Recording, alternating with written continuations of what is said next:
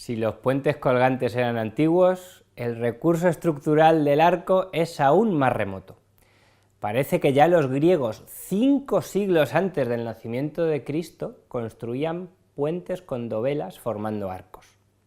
Además, los puentes construidos con esta tipología han sido los que más han aguantado en pie, pudiendo encontrar actualmente alguno con más de 20 siglos de antigüedad.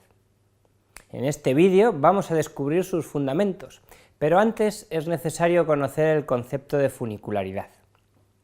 Fijaros, dada una distribución de cargas, el funicular de estas cargas es la curva que describe un cable suspendido por sus extremos, sometido a dichas cargas a lo largo de toda su longitud. En el caso de la imagen tenemos un cable sometido a 3 cargas puntuales. Así, el funicular de estas cargas sobre el cable tiene un aspecto poligonal.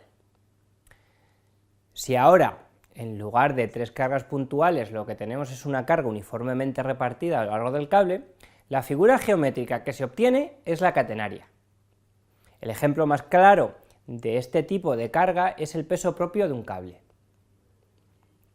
Si ahora tenemos un cable con cargas radiales uniformemente repartidas, la figura que obtendremos será un arco de circunferencia como el que podéis ver en la figura. Por último, si la carga está uniformemente repartida como en la imagen, la figura es una parábola.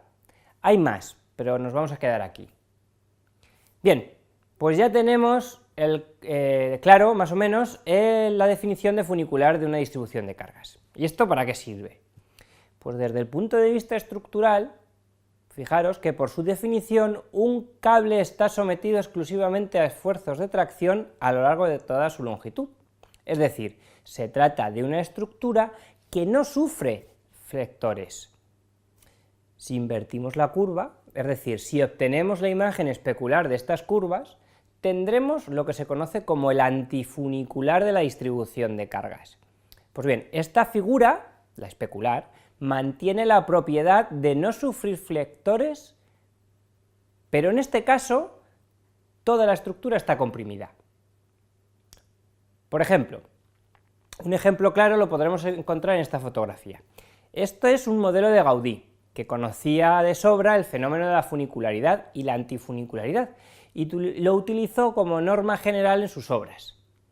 Lo que se ve en la imagen es un modelo compuesto de cordeles entretejidos de los que se suspenden pequeños sacos con perdigones, que simulan las cargas. De esta manera Gaudí obtenía el funicular de las cargas de sus estructuras. Luego, con la imagen especular, obtenía el antifunicular, que le permitía diseñar obras maestras con morfologías increíbles construidas con materiales pétreos y hormigón. Un claro ejemplo es la Sagrada Familia en Barcelona. ¿Y esto qué tiene que ver con los puentes? Pues fijaros, esto es un puente colgante, ¿verdad? Y hemos visto que un puente colgante está compuesto por un cable que cuelga de 2 pilonos y que sujeta el tablero del puente gracias a otros cables verticales que se llaman péndolas. Es decir, es un cable sometido a cargas verticales a lo largo de toda su longitud. Por tanto, la figura geométrica del cable es una parábola. Entonces, si obtenemos la imagen especular, nos sale un puente arco. Estos puentes los podéis encontrar en muchísimos lugares del mundo actualmente. Son puentes muy estilizados, porque claro, al estar diseñados con la forma del antifunicular de las cargas, se asegura que todo el arco está sometido exclusivamente a esfuerzos de compresión. Este concepto ya lo utilizaban los ingenieros romanos para diseñar sus puentes. Como confeccionaban las calzadas rellenando el intradós del puente con material granular, las cargas que se transmiten son radiales y por tanto el antifunicular de estas cargas son los arcos de circunferencia que utilizaban en sus diseños. Los resultados son tan espectaculares como por ejemplo el puente de Alcántara en Toledo. Si ahora veamos, como siempre, los elementos más característicos de estos puentes. El primero, el que ya hemos visto, el arco. Arco que tiene que estar cimentado al terreno mediante los estribos del arco. El siguiente elemento es el común a todas las tipologías, el tablero. El tablero estará apoyado en los extremos, como siempre, en sus estribos, y a lo largo de toda su longitud en unas pilas que sirven para transmitir sus cargas al arco. Si os fijáis bien en este puente, está construido con hormigón. Claro, si no, ¿para qué os iba yo a introducir en conceptos de funicularidad y antifunicularidad? Bueno, para que este puente funcione adecuadamente, el tablero tiene que estar sobre el arco, y las pilas deben transmitir las cargas del primero al segundo. Por esto, a estos puentes se les conoce como puentes arco de tablero superior, pero hay otras dos variaciones de puentes arco, como este, que es el puente Lupo en Shanghái, que es un puente arco de tablero intermedio. El funcionamiento es similar, pero cuando los tramos de arco están bajo el tablero, las cargas de este se transmiten mediante pilas comprimidas, mientras que cuando el arco está sobre el tablero, las cargas se transmiten mediante cables traccionados. La tercera variante, como seguro que os estáis esperando, son los puentes arco de tablero inferior, como este, el puente del tercer milenio en Zaragoza. En este caso, las cargas se transmiten del tablero al arco mediante cables traccionados. En esta imagen vamos a comparar el puente de los Tilos en Gran Canaria, que está en la imagen superior, con el puente Maslenica en Croacia, en la imagen inferior. Los dos son puentes arcos de tablero superior, y la gran diferencia radica en la flecha del arco. La flecha del arco es la distancia vertical entre el estribo y la clave.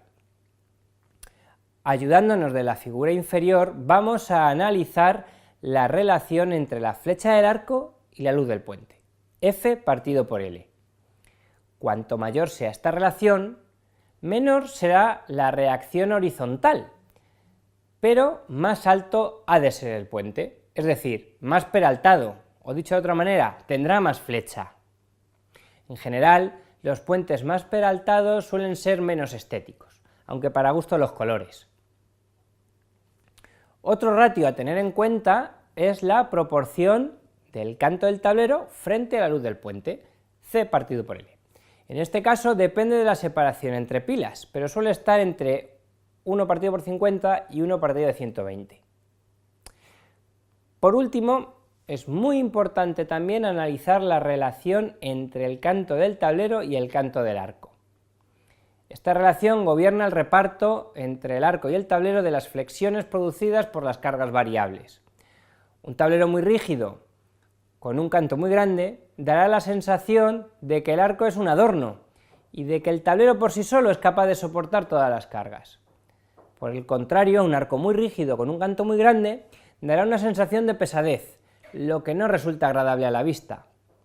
Por tanto, hay que diseñar un tablero con un canto muy similar al del arco, siquiera un poquito superior. Veamos ahora los puentes arco con tablero inferior. En concreto, quiero que pensemos en la reacción horizontal que transmiten los arcos al terreno. Fijaros que en el puente del tercer milenio parece que no hay nada al final del arco que sirva para transmitir esas cargas horizontales. Y es que en realidad estos puentes no transmiten cargas horizontales al terreno. Para entenderlo vamos a utilizar nuevamente nuestros modelos construidos con Kennex. A simple vista, lo que tenemos en los puentes de tablero inferior es un arco apoyado en los extremos del puente. Como ya he adelantado, si no hay nada que sujete horizontalmente el arco, lo que sucederá es que ¡plup!, se abrirá. Y es evidente que esa componente horizontal existe, porque si no, y debe de estar contrarrestada de alguna manera. Una opción es disponer alguna especie de estribo que aporte dicha reacción horizontal para sujetar el arco, pero parece que en la foto del puente no hay nada parecido. Lo que sucede en realidad es que es el tablero el que aporta esta reacción horizontal porque está unida al arco como se aprecia en el modelo. De este modo el tablero queda traccionado, por lo que necesariamente tiene que ser de acero. Por esto, este tipo de puentes se denominan también bowstring, debido a su similitud con la cuerda de un arco para flechas. Bueno, ahora solo queda suspender el tablero del arco mediante los cables o tirantes. Y ya tenemos nuestro modelo de puente arco de tablero inferior. La gran ventaja de estos puentes radica en que en su conjunto funcionan como una gran viga apoyada sobre los estribos, transmitiendo a los mismos tan solo cargas verticales. Este hecho da al proceso constructivo una flexibilidad muy notable, pues puede construirse lejos del lugar donde se va a ubicar y luego ser trasladado al mismo. Como ejemplo, hemos preparado una animación donde se simula cómo se construiría el puente anterior si queremos afectar lo mínimo posible al cauce del río que queremos salvar, y además nos han impuesto que el plazo de construcción del puente sea muy corto. Para conseguir esto, se decide construir el puente en una de las márgenes del río. Para empezar, es necesario disponer de unos apoyos provisionales para el tablero. El tablero llega a obra premontado en tramos que se ensamblan sobre estos apoyos. Normalmente el arco, también transportado a obra por tramos, se izará con la ayuda de unas cimbras. Cuando el arco esté cerrado y unido al tablero en los extremos, las cimbras no son necesarias, porque el arco es autoportante y las cargas horizontales ya son transmitidas por tracción al tablero. Lo siguiente es montar los tirantes que sujetarán el tablero al arco cuando el puente esté en su ubicación definitiva. Y hablando de ubicación definitiva, ¿cómo movemos el puente? Pues fijaros, lo hemos construido en prolongación de la línea que une los dos estribos, por lo que vamos a hacer es empujarlo. Y para ello nos vamos a ayudar de unos carretones que van a empujar el puente desde la parte posterior y de una barcaza sobre la que se va a apoyar el otro extremo en su movimiento sobre el río. Una vez que el puente está sobre los estribos, quedará apoyado en estos y todo el material utilizado para el montaje dejará paso al camino de acceso al nuevo y flamante puente arco bowstring construido con piezas Kennex. Además de lo dicho, estos puentes tienen otra ventaja que podemos observar en el Salford Quays Bridge en Manchester, que con sus 91 metros de luz está situado sobre el canal marítimo de Manchester.